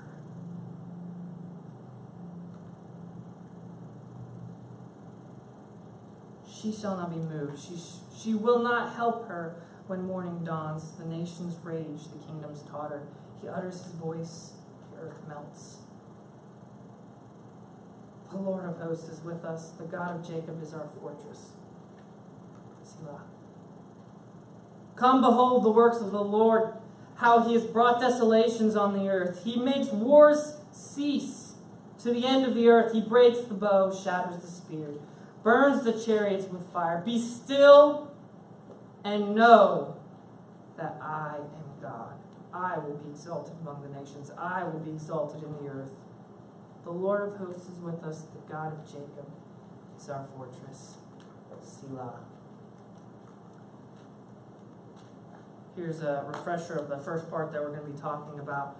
And in your bulletins, there's an outline that you can fill in the blanks if that's your style of learning. But the first thing we see here, the mountains are being moved into the heart of the sea. The waters are roaring and foaming. The mountains are trembling. What we see here is ultimate world catastrophe. The world is falling apart around you. Whenever you read a passage, it's important to note the things that are repeated. And if you notice, there are 3 verses that kind of echo each other. The first one's worded differently, and then the verses 7 and 11 are the exact same verse. And if something's repeated, you want to keep an eye on what it means because you know it's important. But the message for all 3 of these verses is the same. It talks about God being a refuge and talks about God being there.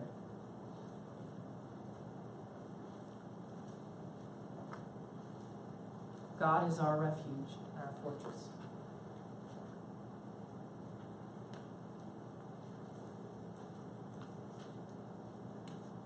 Is He the refuge and fortress you turn to whenever you're going through hardship? Do you depend on Him, or are you standing out in the rain when you have a shelter right in front of you?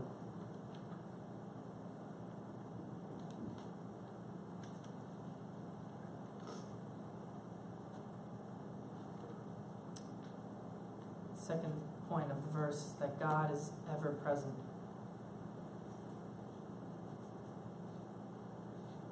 Do you ever feel like whenever you're going through hardships that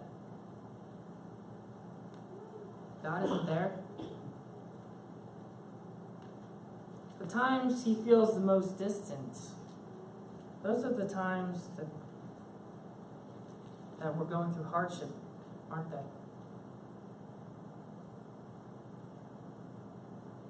Why is that? This verse seems to tell us something totally different. It says that God is ever present. Verses 7 and 11 say God is with us. So if God is there, why can't we see Him?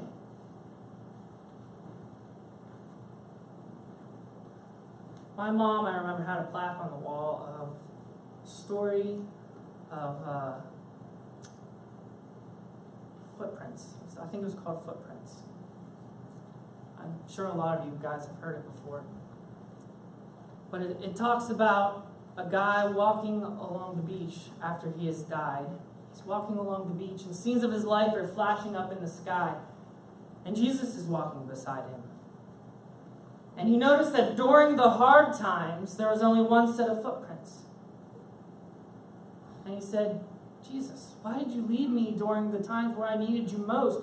During those times of hardship? Why weren't you there? Jesus said, I was there. I was the one that carried you.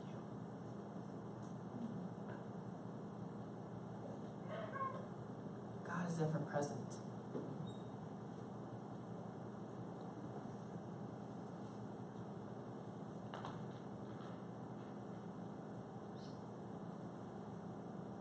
This passage tells us that He's been there all along. The wording ever present, basically means that His presence is obvious. But if it's not obvious to you, maybe you're not turning to Him when you should be. A last point about this part of the passage is that God is greater than world devastation.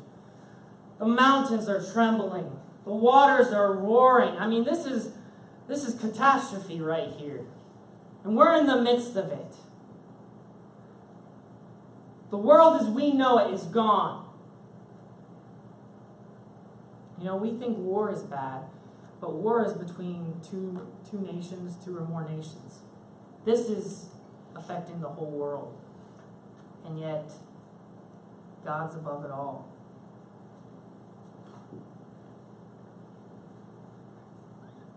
Are you standing in God's fortress? Allowing Him to shield you?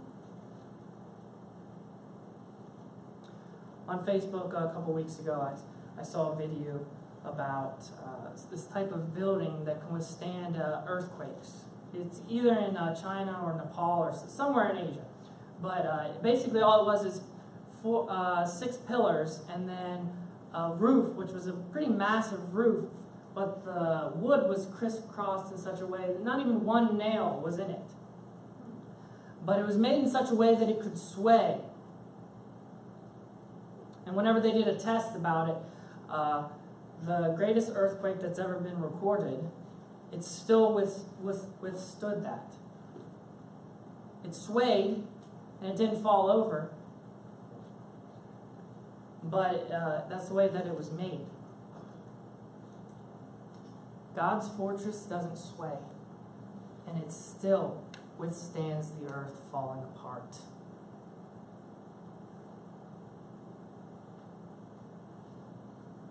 His shelter is such that it can withstand the greatest earthquake,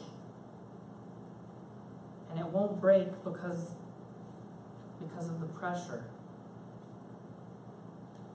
His foundation is sure. If you want a shelter that's 100% reliable, God should be the first person that you turn to. So the next part of our passage, here's a refresher. It's talking about a river, streams make glad the city of God. The city of God is another way to say Jerusalem. God is in the midst of her, she shall not be moved. Nations rage, kingdoms totter, he utters his voice, the earth melts. First thing to note here, this is a peaceful refreshment. So this is probably talking about after God has already delivered them. And things are starting to get back to normal. But this is why things are getting back to normal. It talks about a river. This has always been a sign in the Bible of a life-giving force. It's a sign that a blessing. You can go a lot longer without food than you can water.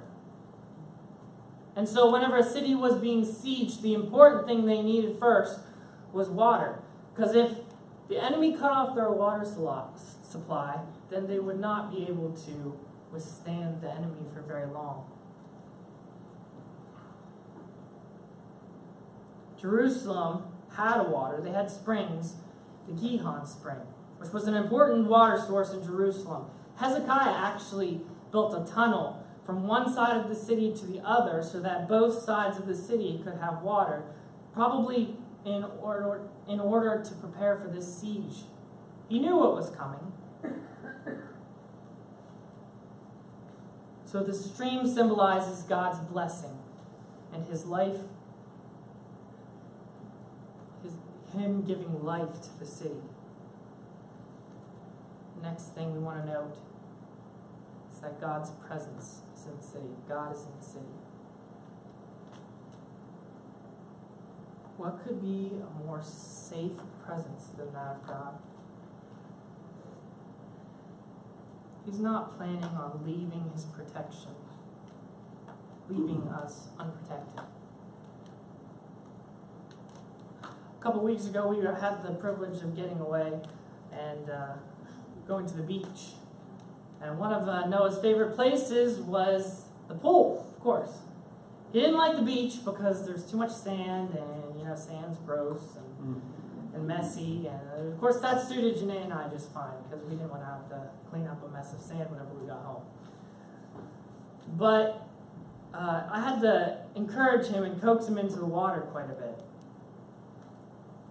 And there were times where he got a little too confident and he started going too deep. This is a wading pool.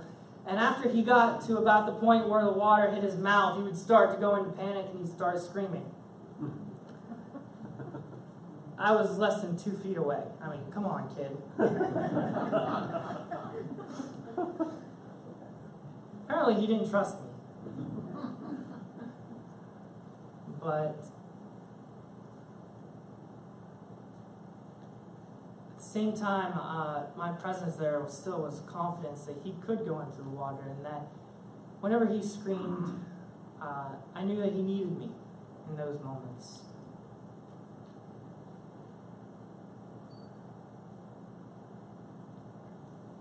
God's just like that. He's like the Father who swoops in whenever we're in trouble.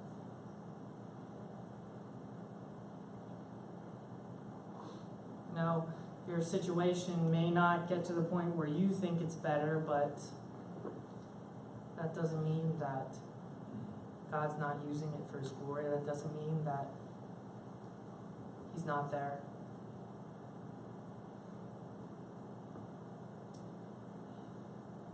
Noah a lot of times wanted to do it by himself. He wanted to swim. Those floaties made that kid invincible, or so he thought.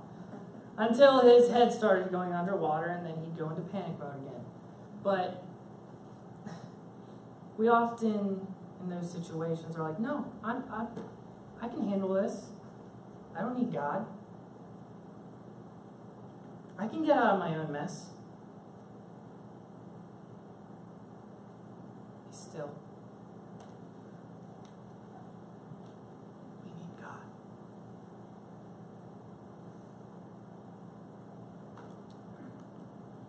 Last thing that this section teaches us is the authority of God.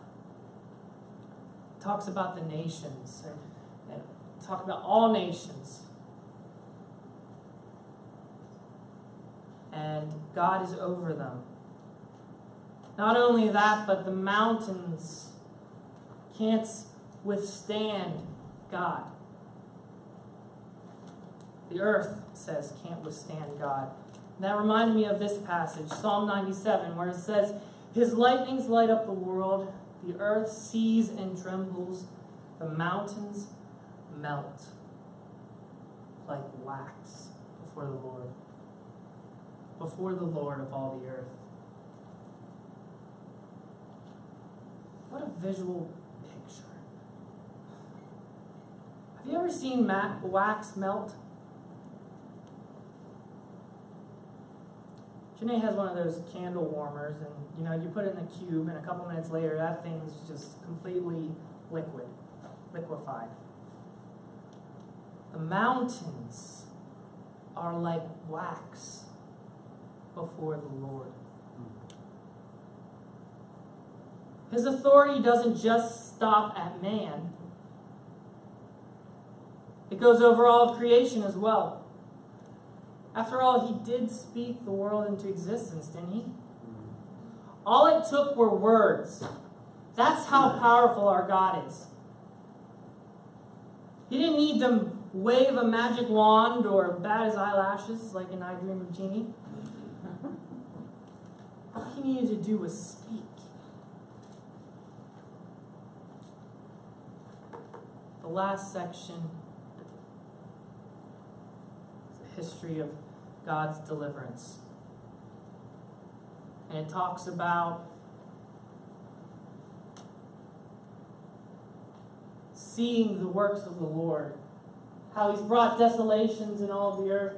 He makes wars cease, shatters the bow, breaks the bow, shatters the spear, burns chariots with fire.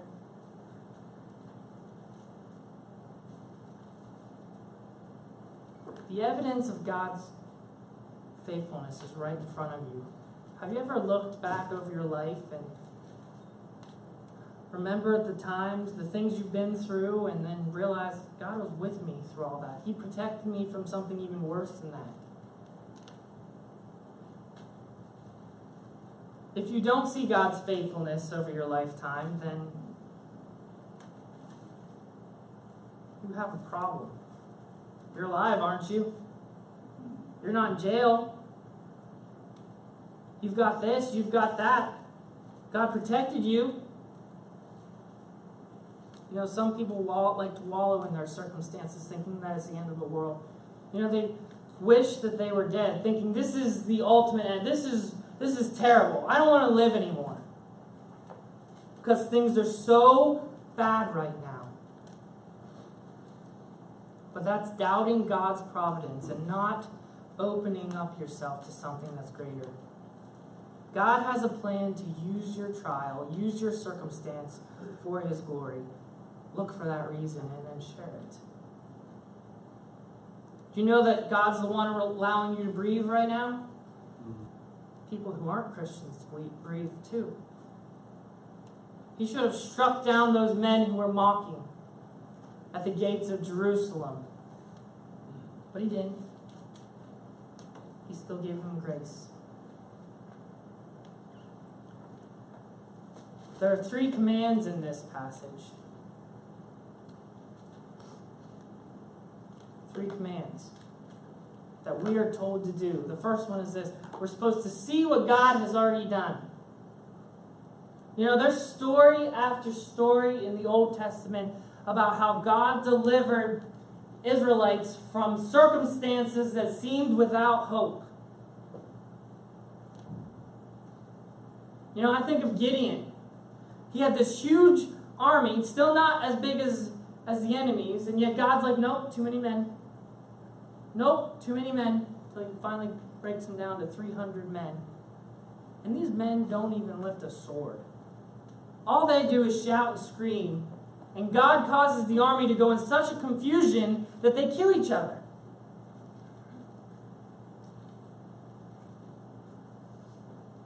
And in Hezekiah's circumstance, all he used was a rumor.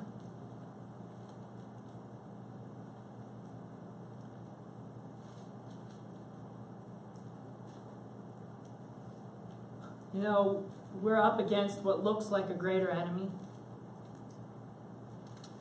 But in those times where we feel defeated, we're in a battle that we can't win, those are the times that we need to go back to Scripture and remember God's faithfulness over the ages. Time to remember the times where God has delivered us from other circumstances. You know, Napoleon once said that God is on the side of the heaviest artillery. Pretty sure at Waterloo he was proved wrong. The English had 160 guns to the French's 250. He ate his words that day. Verse 9 says that he breaks the bow and shatters the spear. Today it might be translated into our current weapons, you know, our guns, nukes, whatever makes us feel safe. They're nothing before God. Yes, they can cause great destruction, but they're nothing. God is always on our side. That's the security that you and I need today. Second command is to be still. Be still. You know, when we're toddlers, we're told we need to sit still.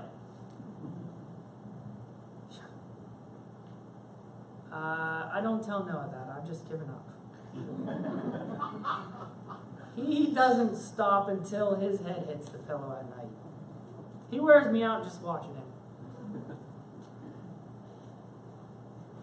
You know, in times like this, in times when we're struggling and have this enemy looming over us, control the outcome.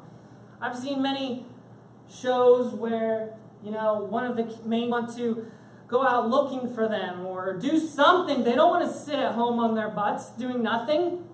They want to feel like they can do something, be a part of the victory, be a part of